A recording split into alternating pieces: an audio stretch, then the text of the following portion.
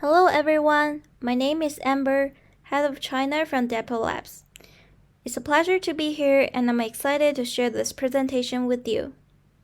For me, I started doing blockchain research in 2016 and entered into the industry in 2017. I co-founded one of the largest Chinese blockchain content community platform, Bihu.com, grew its users to millions. And later on, I helped Flow enter the Chinese market as a consultant and formally joined the Dapper Labs team this year. Currently, I'm in charge of the China strategy for Flow ecosystem. Let me introduce Dapper Labs to you first. So Dapper Labs is a consumer blockchain company. What we cared about is to create a future with consumer-grade decentralized applications. We are the creators of CryptoKitties, NBA Top Shot, Dapper Wallet, and Flow Blockchain. So CryptoKitty was the #1 popular collectible game in history. It also introduced a framework for NFTs, ERC 721, that is still the gold standard for NFTs today. We're also the creators of NBA Top Shot. NBA Top Shot is the best example of how big brands embrace a decentralized world, and is the most rapidly growing market of digital collectibles so far. NBA Top Shot allows fans, for the first time, own the highlights of their favorite NBA team and players, the greatest moments in the NBA history. Dapper Wallet is instrumental to NBA Top Shot's success by providing seamless experience during user onboarding and offers simple credit card payment so that users can engage with NBA Top Shot without needing any knowledge of how transactions work or any worries about where or how their NFTs are being stored. Dapper Wallet aims to provide the same seamless experience to as many Flow ecosystem partners as possible, which would create a shared experience for all Flow ecosystem platforms in the future. And Flow Blockchain is the blockchain for consumer-scale applications and has proved to be the world's fastest-growing blockchain. Many big brands, IPs, have partnered with Dapper Labs and Flow to create a brand new digital experience for their billions of fans. For example, here are some of our partners, which includes Samsung, Ubisoft, Animoca brands, NFL, NBA, Turner Music Group, etc.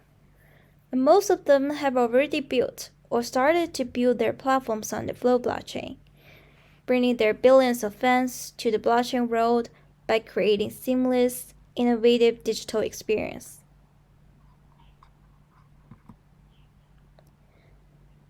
Back to our topic today. Before we discuss why Flow blockchain is the key to the Metaverse, let's first take a look at the typical use cases of NFTs.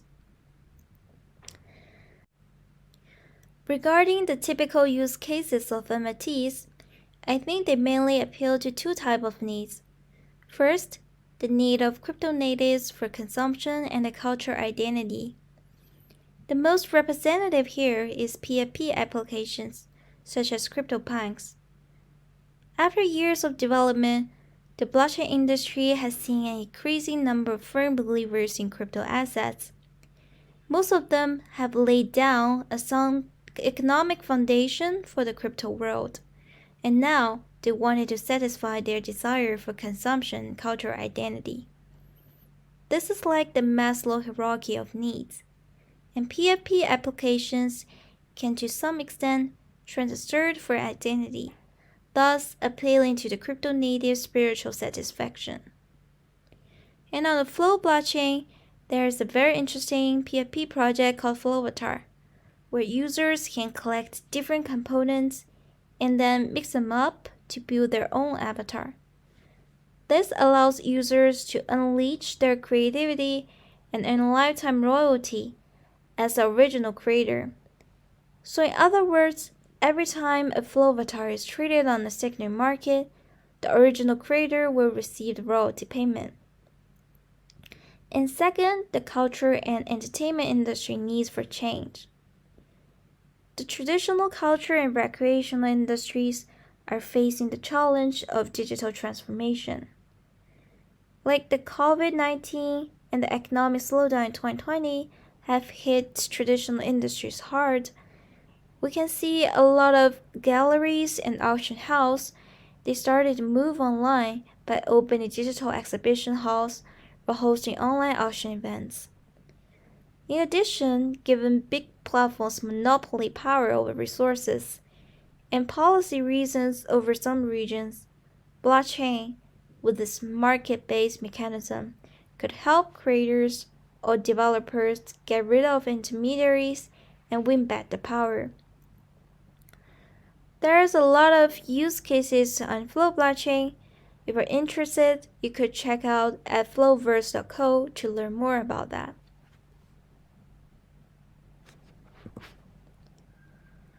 And for example, we're seeing more and more indie games transform towards blockchain game in order to find a new way out.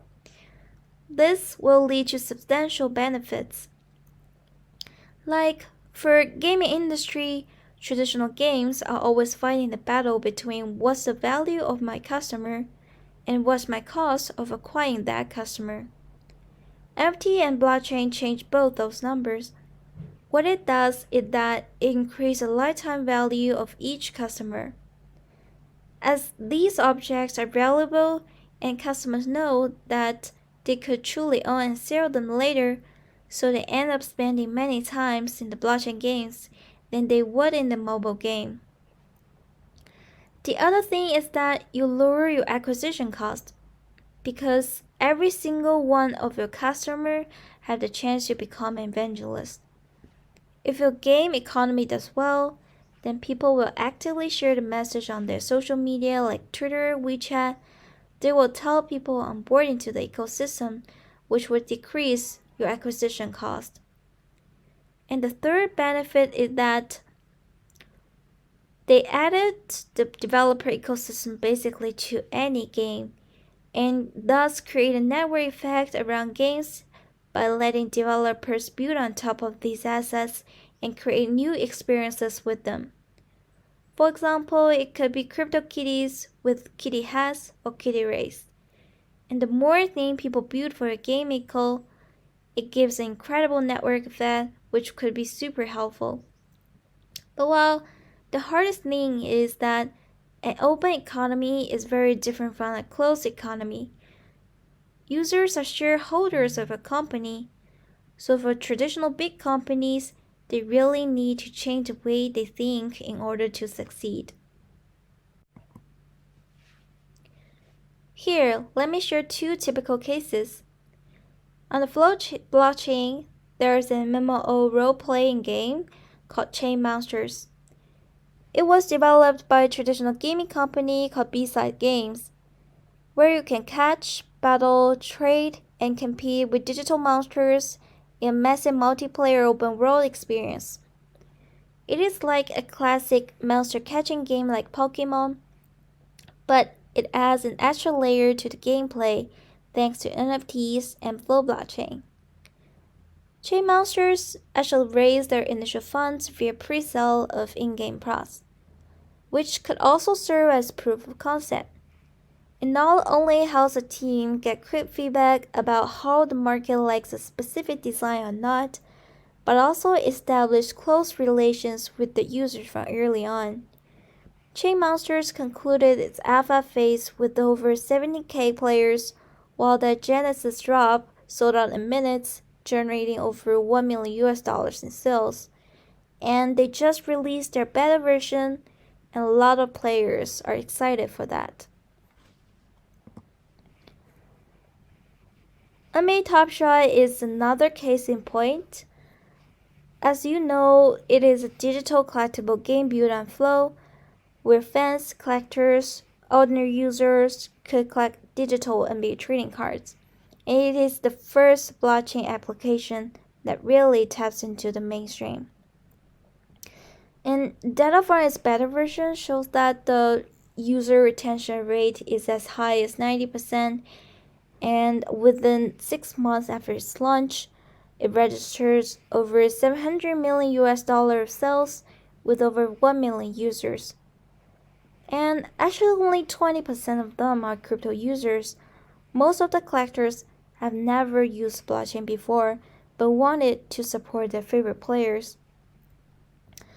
Metaverse is really phenomenal as it is the fastest growing digital collectible marketplace in history. While one of the key to Metaverse's success is long-term engagement.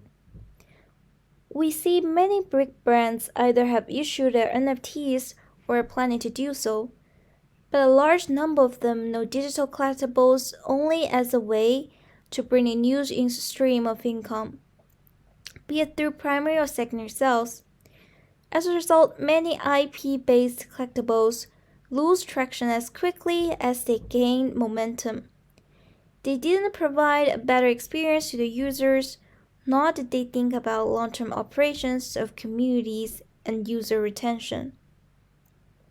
And as a result, for all the community that forms spontaneously around the NFTs, these brands failed to tap into their real value, and the brand's image suffered from permanent damage.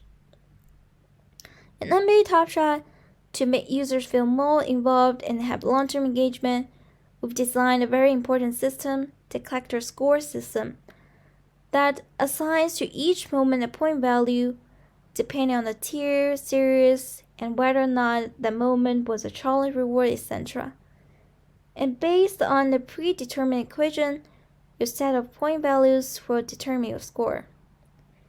And this score will give users increased odds at securing packs, particularly legendary packs. Users can collect moments from the same team to improve their score too. This system has 3 advantages. First, fandom-driven collective scores will replace assets price as a measure of value of an account, and this becomes the number one consideration of collectors, thus increasing their stickiness. And second, the score system means that users can deploy different strategies and enjoy the fun of it. It will also prompt people to pay attention to less popular cards, thus adding to their utility. And third, when it takes a particular score to nab specific packs, especially legendary packs, it will have a higher chance of being collected by true fans rather than those speculators. And on top of that, we've been adding new features based on the needs of basketball fans. For example, we partner with Instagram Sports to bring NBA Tasha live via AR so that users can enjoy a more immersive experience. And also, there are interactions with followers on Twitter and questionnaires. We plan a multitude of offline events to reward the collectors. For example, we picked 8 collectors of the Phoenix Suns based on their score and invited them to the Game 5 of NBA Finals and enjoy close interactions with their favorite players and team. Next, I would like to talk about how the NFTs can be combined with the Metaverse. From what we see, human civilization will migrate to the digital world sooner or later. As NFTs define non-fungible items in the virtual world, they are indispensable items of the Metaverse. They will become a cornerstone of civilization in the operations of Metaverse. Also, the digital goods and creative content that are represented by NFTs will be the building blocks of the Metaverse. NFT standards will determine the interoperability of different experiences in the Metaverse and also the portability of digital items. While avatar NFTs will become an important portal via which users can enter the Metaverse.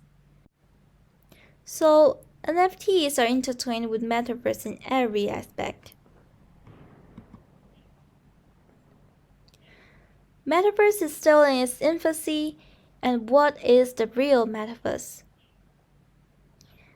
From my opinion, In the real Metaverse, users are more than consumers. They can take on multiple roles, as they no longer sit on the demand side and the platforms are no longer mere suppliers. Users will naturally become involved in ecosystem building. And also content will spread to a broader audience and creators will be rewarded and recognized to a greater extent. In a traditional game platform, even like Roblox, your creation is only consumed by other players in the game, but with NFTs, your creations can be rewarded beyond the closed gaming ecosystem. And collaborations will become fairer.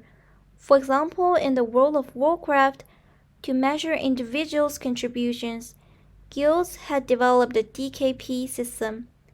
Yet in the Metaverse with NFTs, individuals' contribution can be directly recorded on-chain. Finally, personal creations will be stored permanently in NFTs. In other words, even if you quit a game, your creations will still enjoy the long-tail benefits, say via royalties. Imagine you have created something in the game and sell it to others, and it got resold. As the original creator, you won recognition from a new buyer and would enjoy relevant royalties. And currently, platforms and products are still silos, each building its own ecosystem. And I'm really looking forward to seeing user-owned NFTs portable across the various ecosystems so that users' assets will have more use case and additional value. What makes Flow the blockchain for the Metaverse? Because Flow is the only blockchain for the mass market. The market frenzy around crypto-native content may end up in a bubble. There is no way true Metaverse. Regarding Flow blockchain, there were 3 core tenets. The first one is that for developers, it needs to be easy and safe to build their app. So we build a language that is much easier than Solidity. We build paradigms that make it much easier to build on top of each other's smart contracts, and we really embrace the core, what we call composability, the ability for people to build on top of each other, which we think is one of the superpowers of blockchain. The second thing is we needed to make it fast, so we built a blockchain which is faster, about 1,000 times faster than Ethereum today. And the third one is we needed to make it easy for users to access those blockchains, so we built, and you can check it out on nbatopshop.com, a seamless wallet that accepts any currency, which doesn't require a plugin, doesn't require you to remember the secret seed and password, to really focus on making it easy for developers and for their users to access the app. We also wanted to bring users to Flow, so we teamed up with the biggest IPs in the world, like NBA, UFC, Dr. Swiss, and also large tech companies like Ubisoft, Turner, to tap into those user bases and bring the users to full ecosystem that other developers can share. Here are some data on Flow ecosystem. So Flow boasts more than 2.4 million wallets 9 months after the beta launch of the first dApp and beta. By way of comparison, 9 months into DeFi summer of 2020, there were only 1.5 million wallets that has ever interacted with any DeFi protocol. Also, Flow leads the industry in number of NFT secondary sales, with over 10 million NFT trades and 50 million blockchain transactions today. By comparison, Axie Infinity has settled about 6 million, and Ethereum has settled about 3 million NFT trades. Regarding companies built on Flow, at the end of 2020, only 50 startups built on Flow, and the figure is over 600 in 9 months, with over 25% month-over-month growth. And these companies carrying the categories of sports, music, art, gaming, technology, and many others. And now, Flow is entering its second cycle of compounding network effects. So since NBA Tasha became the first mainstream consumer-grade blockchain application, many traditional big brands have realized digital transformation. They started to build their own platforms on Flow and bring their users into crypto worlds in a seamless manner. Like the NFL, UFC, La Liga, Genius, Dr. Swiss, Turner, and many more are all ready to launch their own blockchain-enabled experience on Flow, kicking off a next cycle of compounding network effects that already has much more weight from the start.